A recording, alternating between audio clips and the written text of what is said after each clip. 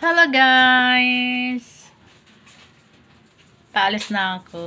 Papunta sa aking dental clinic, sa aking appointment. Kasi dapat kahapon yun guys. So, na-cancel kasi sobrang ulan. Hindi kayang magbiyahe. So, ngayon okay na. So, yun na guys. Samahan nyo ako. Antabayanan nyo guys. Samahan nyo ako. Magbiyahe papunta sa kay Doctor. Bye. So, ito na nga guys. Dumating na kami ng anak ko dito sa kay Doctor sa aking dental clinic. Ang Fresh Breath. Ito nga guys. So, pagdating namin, wala si Doctor. Katatama lang pag-alis niya. Tapos yun,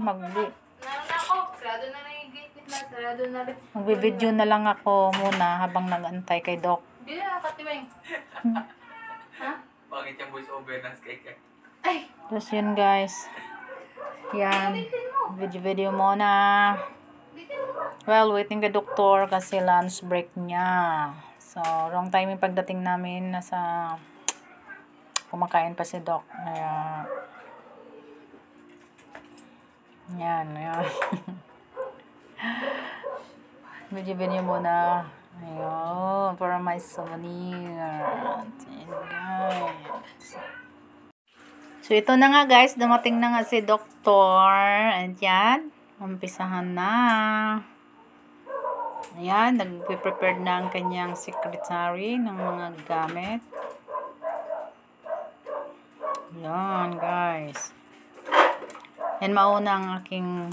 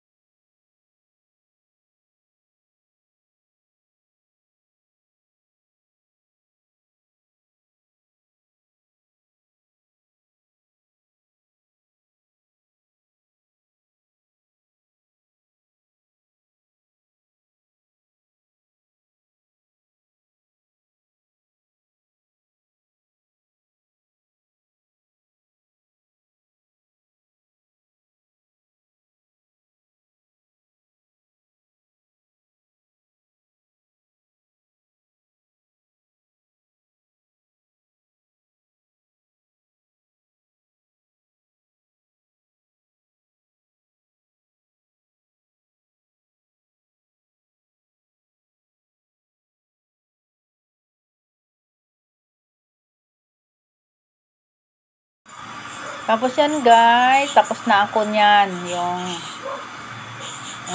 cleaning and pasta ko. Actually, yung nga pala, by the way, yung pasta ko dyan is 2. Dito na naman ang aking anak na naman guys, sumunod. Yung kanya naman, yung cleaning and pasta dapat. Kaso nga lang, sabi ni doktor, na-check niya, hindi na pwedeng ipasta. Bunot na daw talaga. Bunot na sa kanya, sa anak ko. Hindi na kakayanin ipapasta. Kasi sobrang ano na talaga, damage na siya. So, dapat 2 din bubunutin sa kanya. Sabi ko, kung kaya ba niya kung isabay. Sabi ko, parang hindi. Ang sagot niya hindi. Isa-isa lang. Sabi ko, sige dok, yung isa na lang muna, yung medyo may pain na nararamdaman yung anak ko, yun lang munang i-priority. So, maybe, next month, schedule ko, puntayin ko yung anak ko doon, sa kanya, sa isa na namang, ayun, bubunutin. Kasi nga, hindi na pwede ipasta. So, yun. Yan, sa kanya guys. Sa akin, medyo, yun, matagal-tagal natapos. Sa anak ko, ang bilis lang. Hindi nga daw niya, sabi nga niya, hindi daw niya alam na, na bunot na pala yung ipin niya. Sabi ko, bakit wala ka naramdaman na, pain? Oy, wala naman siguro talagang pain. Kasi, wala siguro naramdaman na pain. Kasi hindi nga niya alam na nabunot na daw yung ipin niya. Pagkakala niya, ni cleaning pa siya. Yun pala, tapos na. Natatawa nga ako yun. Sabi ko, bakit hindi ka ba inalagyan ng anesthesia ni doktor? Anesthesia naman talaga yan eh. Tingnan nyo guys, mukha ng anak ko. Basta paano pa yan, cleaning pa yan ha, yung time na yan. Kasi nung binunutan na siya, hindi na ako tumingin. Nandun na ako sa sa lobby, sa receptionist nila. Umalis na ako dyan. Sila lang 2. So, ang bilis nga lang sa kanya. Wala lang atang 30 minutes lahat sa kanya eh. Cleaning at saka bunot. Sa akin, cleaning at 2 pasta. Matagal-tagal yung sa akin guys. Yung maybe, na talaga, madami na siguro akong, natatagalan si doktor doon sa, sa pag-cleaning. Eh, birawin mo guys, 2 years. Mahigit na ata, di? Bago ako pag-cleaning, saka papasta ulit. Ano siguro guys. Kanya, siguro madumi siguro yung ipin ng anak ko. Ay, mabilis-bilis na cleaning. Kaya binunot agad. Ayan, bilis-bilis. Ay, kilang!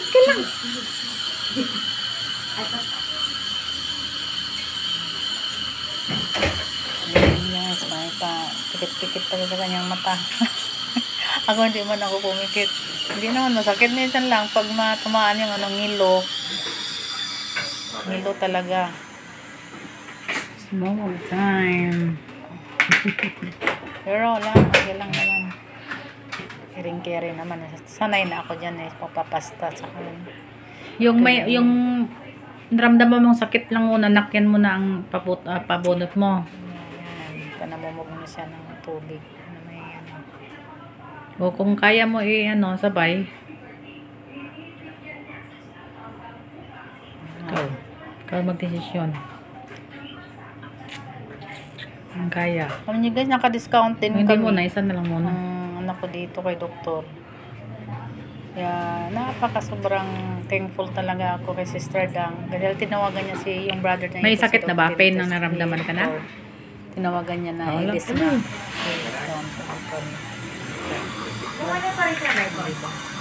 Bali yung gamot na libre. Wala, pareho kami.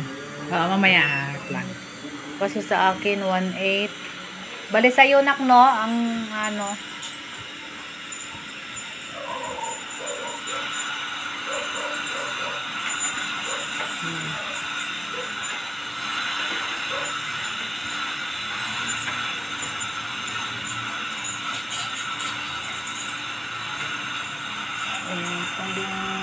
sige dok.